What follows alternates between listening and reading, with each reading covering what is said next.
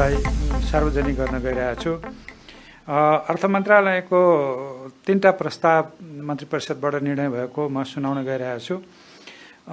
एउटा विश्व बैंक समूह अन्तर्गत अन्तर्राष्ट्रिय वित्त निगमको शेयर खरिद गर्न स्वीकृति दिने। विश्व बैंक समूहभित्र 6वटा निकायहरू छन्। त्यसमा एउटा विश्व बैंक आफै भयो, अर्को चाहिँ आईएफसी जसलाई हामी चाहिँ इन्टरनेसनल फाइनेन्स कर्पोरेसन भन्छौँ र त्यसलाई नेपालीमा अन्तर्राष्ट्रिय वित्त निगम भन्छौँ। त्यसको पनि सदस्य हामी छौँ।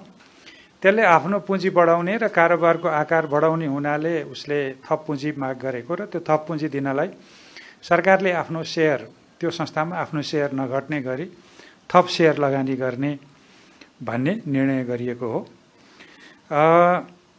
अर्थ मन्त्रालयकै अर्को प्रस्तावमा यो शासक विद्युत प्रसारण र वितरण प्रणाली, खास गरी यो दक्षिण पूर्वी एसियाली, हामी चाहिँ दक्षिण एसियालीको पनि केही छिमेकी मुलुकहरूको बिचमा विद्युत व्यापार गर्नको लागि, विद्युतीय प्रणाली सुदृढीकरण गर्नको लागि एसियाली विकास ब्याङ्कबाट अमेरिकी डलर 200 मिलियन, करिब करिब 24 अर्ब रुपियाँ र त्यो चाहिँ सहुलियतपूर्ण ऋण, र नर्वे सरकारको तर्फबाट अमेरिकी डलर 35 मिलियन, जुन चाहिँ 4 अर्बभन्दा बढीको रकम हुन्छ, त्यो अनुदान चाहिँ स्वीकार गर्ने भनिएको छ। त्यो निर्णय भएको छ। अर्थ मन्त्रालयको अर्को एउटा प्रस्तावमा भएको निर्णय चाहिँ राजस्व बोर्डको अध्यक्षमा पूर्व सचिव महेश दाहाल र सदस्यमा पूर्व सहसचिव निर्मल हरि अधिकारीलाई नियुक्ति गर्ने मन्त्री परिषदले निर्णय गरेको छ। त्यसपछि कृषि तथा पशुपक्षी विकास मन्त्रालयको अनुदानको मल वितरण व्यवस्थापन निर्देशिका स्वीकृत गरिएको छ।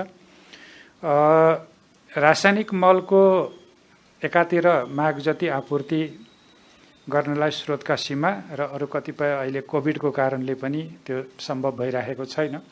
तर भएको मललाई पनि हामीले व्यवस्थित ढङ्गले वितरण गर्न नसक्दाखेरि कारोबार मूल्य, लागत मूल्य अथवा समयमा मल भएको मल पनि वितरण उपयुक्त ढङ्गले नहुने, यो सबै समस्या हल गर्नलाई यो निर्देशिका नभएको हुनाले एउटा निर्देशिका तयार गरिएको छ, जसमा सरकारले अनुदानमा दिएको मलको कति मूल्यमा व्यवसायीहरूले बेच्न सक्ने, कृषि सामग्री कम्पनीले कति थपेर मूल्य चार्ज गर्न सक्ने र खुद्रा व्यापारीहरूले त्यसमा कति मूल्य थपेर मात्रै त्योभन्दा बढी लिन नपाउने गरी व्यवस्था गर्ने एउटा कुरो हो। दोस्रो कुरा, त्यो मल कसले पाउँछ भन्ने विषयमा चाहिँ अब स्थानीय तहलाई र प्रदेशलाई पनि जिम्मेवार बनाऊ। हिजो केन्द्रीकृत शासन प्रणालीमा हामी स्थानीय विकास अधिकारी भन्थ्यौँ होला, जिल्ला समिति भन्थ्यौँ होला, विकास समिति भन्थ्यौँ होला। अहिलेको सन्दर्भमा हामीले प्रदेश र स्थानीय तहलाई पनि यसमा समावेश गरेपछि लक्षित समूह जसलाई रासायनिक मल दिनुपर्ने हो उसले पाउने व्यवस्था गरेर त्यसको अनुगमन स्थानीय तहबाट हुने व्यवस्था गर्ने र त्यसको लागि प्रदेश र स्थानीय तहमा पनि कमिटीहरू बन्ने र सम्भव भएसम्म कृषि सहकारीको माध्यमबाट, त्यो नहुँदाखेरि पनि निर्धारित कम्पनीहरूको माध्यमबाट निश्चित अनुगमन गरेर स्थानीय तह समेतको अनुगमनमा मल वितरणको प्रणाली अघि बढाउने भन्ने सन्दर्भमा यो निर्देशिका जारी भएको हो। परराष्ट्र मन्त्रालयको एउटा प्रस्ताव छ जसमा राजदूतहरूको नियुक्ति छ। त्यसमा बेल्जियम र युरोपियन युनियनका लागि गेहेन्द्र राज भण्डारी, पाकिस्तानका लागि तापस अधिकारी र जर्मनीका लागि रामकाजी खड्का हुनुहुन्छ। उहाँहरू तिनैजना परराष्ट्र मन्त्रालयको प्रोफेसनल कर्मचारी पदाधिकारीहरू हुनुहुन्छ। यो चाहिँ परराष्ट्र मन्त्रालयको राजदूत नियुक्ति सम्बन्धी प्रस्तावमा भएको निर्णय हो। भौतिक पूर्वाधार तथा यातायात मन्त्रालयको प्रस्तावमा पूर्वाञ्चल विश्वविद्यालय अन्तर्गत स्कुल अफ इन्जिनियरिङ र टेक्नोलोजीमा त्यो विराटनगर हो, त्यसलाई बी इलेक्ट्रिकलमा विद्यार्थी सङ्ख्या 48 जना सहितको नयाँ थप कार्यक्रम सञ्चालन गर्न र मदन भण्डारी स्मृति प्रतिष्ठान नेपाल उर्लाबारी मोरङलाई ब्याचलर अफ आर्किटेक्चरमा 48 जना विद्यार्थी सङ्ख्या सहितको नयाँ थप कार्यक्रम अध्ययन अध्यापन गराउन अस्थायी स्वीकृति दिने निर्णय भएको छ। महिला बालबालिका तथा ज्येष्ठ नागरिक मन्त्रालयको प्रस्तावमा समाज कल्याण परिषदमा रिक्त कोषाध्यक्ष पदमा फाकफोक 7 इलाम निवासी श्री लोकनाथ सुवेदीलाई मनोनयन गर्ने निर्णय भएको छ। युवा तथा खेलकुद मन्त्रालयको प्रस्तावमा युवा तथा खेलकुद मन्त्रालय अन्तर्गत राष्ट्रिय युवा परिषदमा आर्थिक वर्ष 2077-78 का लागि 15वटा अस्थायी दरबन्दी स्वीकृत गर्ने निर्णय भएको छ र त्यसै मन्त्रालयको अर्को प्रस्तावमा युवा तथा साना व्यवसायी स्वरोजगार कोषको उपाध्यक्षमा डाक्टर देवराज रोक्का खोटाङलाई नियुक्ति गर्ने निर्णय भएको छ। वन मन्त्रालयको प्रस्तावमा नेपालले ग्लोबल ग्रीन ग्रोथ इन्स्टिच्युटको सदस्यता प्राप्त गर्न नेपाल सन्धि ऐन 2047 बमोजिम संघीय संसदमा पेश गर्न स्वीकृति दिने भन्ने छ। यो ग्लोबल ग्रीन ग्रोथ इन्स्टिच्युट चाहिँ खास गरी ग्रीन इकोनोमीको लागि बहस पैरवी गर्ने, त्यो ग्रीन इकोनोमी भनेको हरित अर्थतन्त्र जस अन्तर्गत कार्बन उत्सर्जन गर्ने कुनै पनि किसिमका आर्थिक क्रियाकलापलाई घटाउँदै लाने र थप कार्बन उत्सर्जन नगरिकन आर्थिक वृद्धिलाई माथि लैजाने र क्रमशः कार्बन उत्सर्जनलाई घटाउँदै लगेर हामीले चाहिँ जलवायु परिवर्तनका असरहरूलाई न्यूनीकरण गर्दै जानेमा काम गर्ने संस्था हो। नेपाल त्यसको सदस्य भएपछि हामीले पनि यो क्षेत्रमा प्राज्ञिक र अनुभवहरूको साटासाट गर्न पाउँछौँ। त्यसो भएको हुनाले नेपाल पनि त्यसको सदस्य बन्ने र त्यसको लागि सन्धि ऐनकै व्यवस्थाबाट जानुपर्ने हुनाले संसदमा त्यसलाई पेश गर्नको लागि स्वीकृति दिने मन्त्री परिषदले निर्णय गरे हो। 5वटा पालिकाहरूलाई चाहिँ यो जग्गा प्राप्त गर्नलाई स्वीकृति दिने भन्ने संघीय मामला तथा सामान्य प्रशासन मन्त्रालयको प्रस्तावमा गङ्गादेव गाउँपालिका रोल्पा, सुवर्ण गाउँपालिका बारा, गजुरी गाउँपालिका धादिङ, भानुवानी नगरपालिका तनहुँ र चौतारा साँगाचोक गढी नगरपालिका सिन्धुपाल्चोकलाई स्थानीय तहका आफ्ना परियोजनाको लागि जग्गा प्राप्त गर्न स्वीकृति दिने निर्णय भएको छ।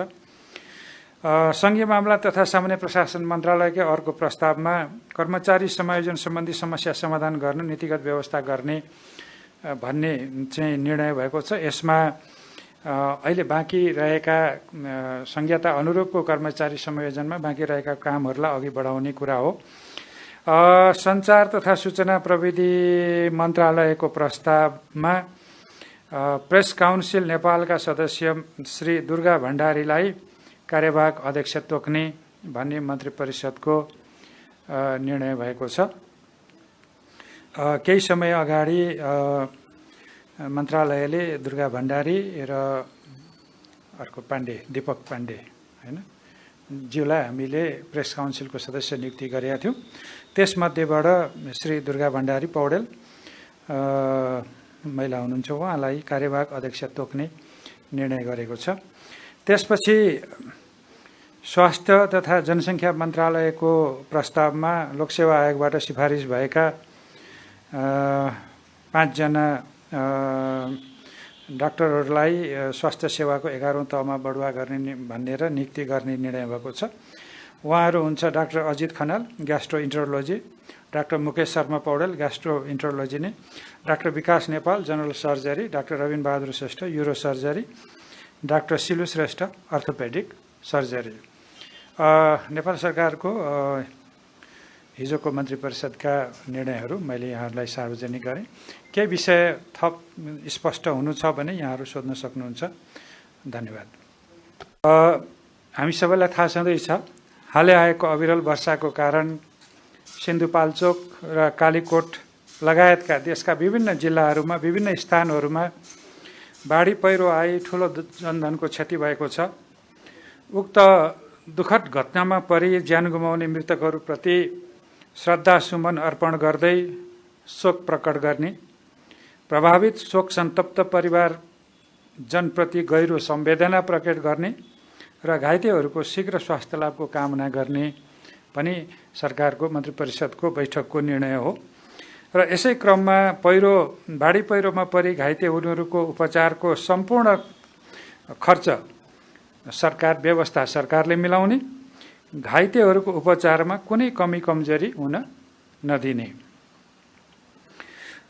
अर्को त्योसँग सम्बन्धित अर्को निर्णय छ, विपद पीडित उद्धार र राहत सम्बन्धी मापदण्ड 2064 संशोधन समेतमा भएको व्यवस्था बमोजिम देखाएको राहत सहायता र सहयोग यथाशीघ्र उपलब्ध गराउने भन्ने छ। त्यसमा राहत रकम विपदको घटनामा परि कुनै परिवारमा एकजनाको मृत्यु भएमा रु 2 लाख, सोही परिवारमा अन्य व्यक्तिको समेत मृत्यु भएमा प्रति व्यक्ति थप रु 1 लाखका दरले नगद सहायता, विपदबाट घर बहाल आवास नष्ट भएका र खाद्यान्न बाली तथा जग्गा जमिन वा पसल व्यवसाय समेत नोक्सानी भई तत्काल गुजाराको लागि खाद्यान्न समेत नभएको वा दुवै